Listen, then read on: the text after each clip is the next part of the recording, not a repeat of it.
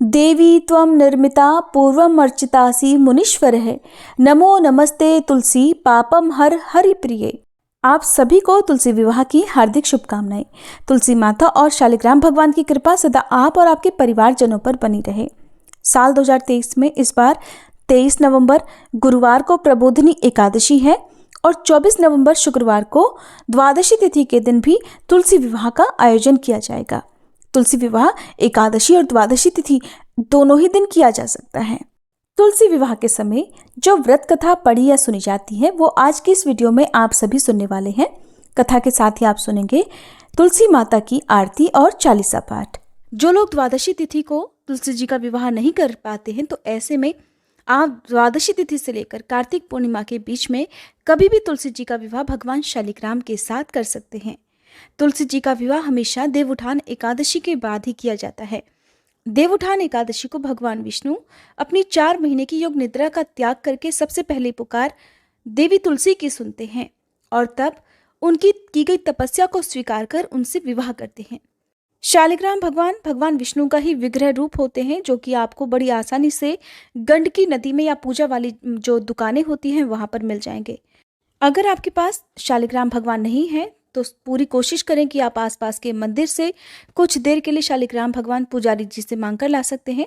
अगर ऐसा भी ना हो पाए तो आप भगवान विष्णु या फिर भगवान कृष्ण की मूर्ति या तस्वीर के साथ भी देवी तुलसी जी का विवाह करवा सकते हैं। बस ध्यान आपको रखना है कि भगवान कृष्ण या भगवान विष्णु की जो भी तस्वीर या मूर्ति आपके पास हो उसमें देवी लक्ष्मी जी नहीं होनी चाहिए। वैसे तो शाम के समय भी जब देवउठान एकादशी की आप पूजा संपन्न कर लेते हैं उसके बाद भी तुलसी जी का विवाह किया जा सकता है, लेकिन द्वादशी तिथि ज्यादा उत्तम मानी जाती है। तुलसी जी के बिना भगवान विष्णु तो अपना भोग भी स्वीकार नहीं करते हैं, इसीलिए भगवान विष्णु को तुलसी जी अति प्रिय हैं और एक नाम तुलसी जी का वृंदा और हरिप्रिया भी है। तुलसी जी अपने पूर्व जन्म में कन्या थी जिनका नाम वृंदा था और जिनका राक्षस कुल में जन्म हुआ था। आज की इस वीडियो में आप सुनेंगे तुलसी विवाह की कथा। उससे पहले आप सभी को तुलसी विवाह की हार्दिक शुभकामनाएं। अगर आप तुलसी विवाह की संपूर्ण विधि के बारे में या शुभ मुहूर्त के बारे में जानना चाहते हो तो उसकी वीडियो हमारे चैनल पर पहले से ही अपलोडेड है, आप जरूर देख लीजिएगा। तुलसी जी अपने पूर्व जन्म में वृंदा नाम की एक कन्या थी। राक्षस कुल में जन्मी वह कन्या बचपन से ही भगवान विष्णु की परम भक्त थी। जब वह बड़ी हुई तो उनका विवाह राक्षस कुल में ही दानवराज जलंधर से करा दिया गया। राक्षस जलंधर समुद्र से उत्पन्न हुआ था और वृंदा बड़ी ही पतिव्रता स्त्री थी, सदा अपने पति की सेवा किया करती थी। एक बार देवताओं और दानवों में भयंकर युद्ध हुआ। जब जलंधर युद्ध पर जाने लगा तो वृंदा ने कहा, स्वामी आप युद्ध करने के लिए जा रहे हैं, इसलिए जब तक आप युद्ध में रहेंगे मैं पूजा स्थल में बैठकर आपकी जीत के लिए अनुष्ठान करूंगी और जब तक आप वापस लौटकर नहीं आ जाते मैं अपना ये संकल्प नहीं छोड़ूंगी। इसके बाद जलंधर तो युद्ध करने के लिए चला गया और वृंदा व्रत का संकल्प लेकर पूजा में बैठ गई। वृंदा के व्रत के प्रभाव से देवता भी जलंधर को हरा नहीं सके। सारे देवता जब जलंधर से युद्ध में हारने लगे तब वे भगवान विष्णु के पास पहुंचे और सभी ने उनसे प्रार्थना की। भगवान कहने लगे कि हे देवतागणों, वृंदा तो मेरी परम भक्त है, मैं उससे छल नहीं कर सकता। इस पर देवता बोले कि भगवान अगर कोई दूसरा उपाय हो तो जरूर बताइए, लेकिन इस समय आप ही केवल हमारी मदद कर सकते हैं। इस पर भगवान विष्णु ने जलंधर का रूप धरा और वृंदा के महल में पहुंच गए। वृंदा ने जैसे ही अपने पति को देखा तो वृंदा ने समझा कि शायद युद्ध समाप्त हो चुका है और मेरे पति विजयी हो गए हैं, इसलिए वह तुरंत पूजा में से उठ गई और अपने पति के चरणों को छू लिया, जो कि साक्षात विष्णु भगवान थे। इधर वृंदा का संकल्प टूटा और उधर युद्ध में देवताओं ने जलंधर को मार दिया और उसका सिर काटकर अलग कर दिया। जलंधर का कटा हुआ सिर जब देखते ही देखते वृंदा के महल में आकर गिरा तो वृंदा ने आश्चर्य से अपने सामने खड़े हुए उस व्यक्ति को देखा जो कि जलंधर का रूप धारण करके वहां पर खड़ा हुआ था। वृंदा कुछ भी समझ नहीं पाई। तब भगवान विष्णु अपने असली रूप में प्रकट हो गए, लेकिन कुछ बोल नहीं सके। वृंदा को जब सारी सच्चाई पता चली तब वृंदा ने कुपित होकर भगवान विष्णु को श्राप दे डाला कि वो उसी क्षण पत्थर के हो जाएं, जिसके कारण भगवान विष्णु तुरंत ही पत्थर रूप हो गए, जिससे सभी देवताओं में हाहाकार मच गया। इधर वृंदा अपने पति का सिर लेकर सती हो गई। उनकी राख से एक पौधा वहां पर निकला तब भगवान विष्णु ने उस पौधे का नाम तुलसी रखा और कहा, आज से यह पत्थर शालिग्राम के नाम से पूजा जाएगा और शालिग्राम के साथ साथ तुलसी जी की पूजा अनिवार्य होगी। इतना ही नहीं, भगवान विष्णु ने कहा कि किसी भी शुभ कार्य में मैं बिना तुलसी जी के भोग के पहले कुछ भी स्वीकार नहीं करूंगा। कहते हैं कि तभी से भगवान विष्णु की पूजा में तुलसी दलों का प्रयोग अनिवार्य हो गया। कार्तिक मास में तुलसी जी का विवाह शालिग्राम जी के साथ ही किया जाता है। शालिग्राम भगवान को भगवान विष्णु का स्वरूप माना गया है, लेकिन इनकी पूजा करने में बहुत ज़्यादा सावधानियां रखनी होती हैं। काले रंग का गोल और चिकना दिखने वाले पत्थर को शालिग्राम के रूप में जाना जाता है। ऐसी मान्यता है कि जिस घर में शालिग्राम भगवान होते हैं वहाँ भगवान विष्णु की विशेष कृपा होती है। अगर शालिग्राम भगवान की पूजा में सावधानियां नहीं बरती गई तो उसका दोष भी लगता है। इतना ही नहीं, इस दोष से विवाहिता लोगों की खुशहाल जिंदगी भी बर्बाद हो जाती है। अगर आपने भी अपने घर में शालिग्राम भगवान रखे हैं तो कुछ खास बातों का ध्यान आपको रखना चाहिए, जैसे कि शालिग्राम भगवान आपको केवल अपनी खुद की मेहनत की कमाई से खरीद कर ही घर में लाना चाहिए। ना तो किसी विवाहित व्यक्ति से शालिग्राम भगवान लेने चाहिए और ना ही किसी गृहस्थ को देने चाहिए। अगर आपको कुछ देर के लिए ही शालिग्राम भगवान की पूजा अपने घर में करनी हो तो आप किसी भी पंडित जी से मंदिर में आसपास वहां से लाकर अपने घर में पूजा कर सकते हैं, वापस उनको दे सकते हैं। अगर आप अपने घर में केवल तुलसी विवाह के लिए ही खरीद कर शालिग्राम भगवान लेकर आए हैं तो ऐसे में यदि आप बहुत सारे नियमों का पालन नहीं कर पाते हैं तो आप शालिग्राम भगवान जी को केवल मंदिर में ही दान में दे सकते हैं, किसी अन्य व्यक्ति को आपको इन्हें नहीं देना चाहिए। अगर घर में शालिग्राम जी हैं और आप उनकी पवित्रता का ध्यान नहीं रख पा रहे हैं, पूजा पाठ या नियमों का पालन नहीं कर पा रहे हैं, तो किसी भी मंदिर में या किसी नदी में आपको उन्हें प्रवाहित कर देना चाहिए, किसी मंदिर में आपको पुजारी जी को देना चाहिए। अगर आप ऐसा नहीं करते हैं तो घर से आपकी जो बरकत है, खुशहाली है, वो हमेशा के लिए जा भी सकती है। शालिग्राम भगवान पर अक्षत नहीं अर्पित किए जाते हैं। खास तौर पर तुलसी विवाह के दिन आपको ध्यान रखना है। और आज के दिन यानी कि तुलसी विवाह के दिन भगवान शालिग्राम को केवल आप पीले रंग से ही पूजा करें, हल्दी लगाएं, चंदन लगाएं, पीले वस्त्र अर्पित करें। शालिग्राम भगवान की पूजा नियमित तौर पर की जाती है। इन्हें रोज स्नान कराया जाता है, यदि संभव हो तो पंचामृत से, नहीं तो आप सादे जल से या गंगा जल से स्नान कराएं। बिना स्नान किए शालिग्राम भगवान की पूजा कभी भी नहीं की जाती है। शालिग्राम भगवान को पूजा में हर दिन आप तुलसी दलों का भोग जरूर लगाएं। उनके ऊपर आप तुलसी के पत्ते यदि रख देते हैं, फिर चाहे आपके पास भोग में लगाने के लिए अन्य पकवान, व्यंजन या मिठाई, फल आदि ना भी हो तो भी वो तुलसी दलों को ही बड़ी खुशी खुशी स्वीकार कर लेते हैं। तुलसी विवाह के दिन तुलसी जी में जो भी श्रृंगार की सामग्री या वस्त्र अर्पित किए जाते हैं वो आसपास के मंदिर में आप अर्पित कर सकते हैं या ब्राह्मण की पत्नी को भी आप दान में दे सकते हैं। और अगर आप खुद सुहागिन हैं तो प्रसाद रूप में सुहाग की कुछ भी सामग्री जैसे कि चूड़ी, बिंदी वगैरह अपने लिए जरूर रखें और बाकी का दान आप कर सकते हैं। इसके अलावा अगर आसपास मंदिर में दान देना संभव ना हो तो अपने ही परिवार की किसी भी अपने से बड़ी सुहागिन महिला को भी आप श्रृंगार की ये सामग्री दान में दे सकते हैं। एकादशी के दिन ना तो तुलसी जी में जल अर्पित किया जाता है, ना ही चावल का सेवन किया जाता है। तो ऐसे में द्वादशी तिथि को आप चावल का सेवन भी कर सकते हैं, तुलसी जी में जल भी अर्पित कर सकते हैं। इसके अलावा आप भोग में खीर का भोग भी तुलसी जी को अर्पित कर सकते हैं। लेकिन शालिग्राम भगवान जी को खीर का भोग लगाने के बजाय आप उन्हें फल या मिठाई का भोग लगाएं। बहुत ज़्यादा जरूरी हो तो आप खीर बनाएं, नहीं तो आप केवल फलों का, मिठाइयों का या बताशों का भोग भी तुलसी जी को और भगवान शालिग्राम को अर्पित कर सकते हैं। अब सुनिए श्री तुलसी चालीसा पाठ, उसके बाद आप सुनेंगे तुलसी माता की आरती। जय जय तुलसी भगवती सत्यवती सुखदानी, नमो नमो हरि प्रेसी श्री वृंदा गुणखानी। श्री हरिशीष विरजनी देहु अमर वर अम्ब, जनहित हे वृंदावनी अब न करहु विलंब। धन्य धन्य श्री तुलसी माता, महिमा अगम सदा श्रुति गाता। हरि के प्राण हो से तुम प्यारी, हर ही हेतु कीन्हो तप भारी। जब प्रसन्न है दर्शन दीन हो, तब कर जोरी विनय उस कीन्हो।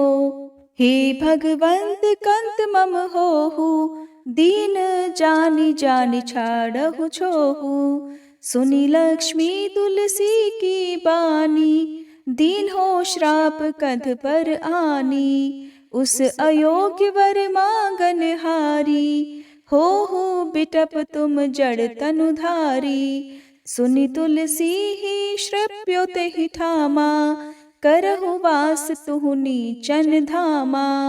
दियो वचन हरि तब तत्काला, सुनहु सुमुखी जानी होहु बिहाला। समय पाई ब्योहरो पाति तोरा, पूजहि आस वचन सत मोरा। तब गोकुल मह गोप सुदामा, तासु भई तुलसी तू बामा। कृष्ण रास लीला के माही, राधे शक्यो प्रेम लखि नाही। दियो श्राप तुलसी तत्काला, नर लोक ही तुम जन्महु बाला। यो गोप वह दानव राजा, शंख चूर्ण नामक शिर ताजा। तुलसी भई तासु की नारी, परम सती गुण रूप अगारी। अस द्वै कल्प बीत जब गयहु, कल्प तृतीय जन्म तब भयहु। वृंदा नाम भयो तुलसी को, असुर जलंधर नाम पति को। कर अति द्वंद अतुल बल धामा, कीन्हा शंकर से संग्रामा। जब निज सैन्य सहित शिव हारे, मरहि न तब हर हर ही पुकारे। पतिव्रता वृंदा थी नारी, को न सके पति ही संहारी। तब जलंधर ही भेष बनाई, वृंदा ढिग हरि पहुँचो जाई। शिव हित लहि करि कपट प्रसंगा, कियो सतीत्व धर्म तो ही भंगा। भयो जलंधर कर संहारा, सुनी उर शोक उपारा। तिह क्षण दियो कपट हरि टारी, लखि वृंदा दुख गिरा उचारी। जलंधर जस हत्यो भीता, सोई रावण तस हरहि सीता। अस प्रस्तर सम हृदय तुम्हारा, धर्म खंडी मम पति ही संहारा। यही कारण लहि श्राप हमारा, होवे तनु पाषाण तुम्हारा। सुनि हरि तुरत ही वचन उचारे, दियो श्राप बिना विचारे। लख्यो ना निज करतूत पति को, छलन चाहियो जब पार्वती को। जड़ मति तुह अस हो जड़ रूपा, जग में तुलसी बिटप अनूपा। धग्व रूप हम शाली ग्रामा, नदी गंडकी बीच ललामा। जो तुलसी दल हम ही चढ़ई है, सब सुख भोग परम पद पई है। बिनु तुलसी हरि जलत शरीरा, अतिशय उठत शीश उर पीरा। जो तुलसी दल हरि शिर धारत, सो सहस्त्र घट अमृत डारत। तुलसी हरि मन रंजनिहारी, रोग दोष दुख भंजनिहारी। प्रेम सहित हरि भजन निरंतर, तुलसी राधा में नाही अंतर। व्यंजन हो 56 प्रकारा, बिन तुलसी दल ना हरहि प्यारा। सकल तीर्थ तुलसी तरु छाही, लहत मुक्ति जन संशय नाही। कवि सुंदर इक हरि गुण गावत, तुलसी निकट सहस गुण पावत। बसत निकट दुर्वासा धामा, जो प्रयास ते पूर्व ललामा। पाठ करहि जो नित नर नारी, हो ही सुख भाषहि त्रिपुरारी। तुलसी चालीसा पढ़ी तुलसी तरु गृहधारी, दीप दान करी पुत्र फल पावहि बंध्यहु नारी। सकल दुख दरिद्र हरिहार हुए परम प्रसन्न, आशीय धन जन लड़ही कर बसहि पूर्णा अत्र। लाही अभिमत फल जगत, मह लाही पूर्ण सब काम। जेहि दल अर्पहि तुलसी, तह सहस बसहि हरि राम।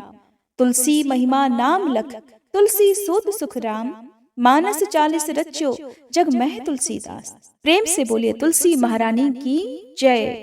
तुलसी महारानी नमो नमो, हरि की पटरानी नमो नमो।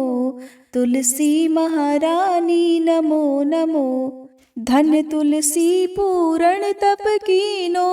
शालिग्राम बनी पटरानी नमो नमो, तुलसी महारानी नमो नमो, हर की पटरानी नमो नमो।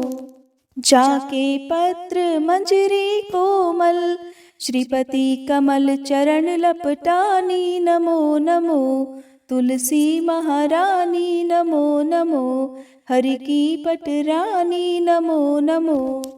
कौन महीने बोई रानी तुलसा, कौन महीने हुई हरियाली नमो नमो, तुलसी महारानी नमो नमो, हर की पटरानी नमो नमो। कौन महीने हुई तेरी पूजा, कौन महीने हुई पटरानी नमो नमो, तुलसी महारानी नमो नमो। आषाढ़ मास में बोई रानी तुलसा, सावन महीने हुई हरियाली नमो नमो, तुलसी महारानी नमो नमो, हरि की पटरानी नमो नमो। कार्तिक मास में हुई तेरी पूजा, मंगसिर मास हुई पटरानी नमो नमो, तुलसी महारानी नमो नमो, हर की पटरानी नमो नमो। धूप दीप नैवेद्य आरती, पुष्पन की वर्षा बरसानी नमो नमो, तुलसी महारानी नमो नमो, हर की पटरानी नमो नमो। 56 भोग 3600 व्यंजन, बिन तुलसी हरि एक न मानी नमो नमो, तुलसी महारानी नमो नमो, हरि की पटरानी नमो नमो। जो तुलसी को सवेरे गाए, श्री कृष्ण के दर्शन पाए नमो नमो, तुलसी महारानी नमो नमो, हर की पटरानी नमो नमो।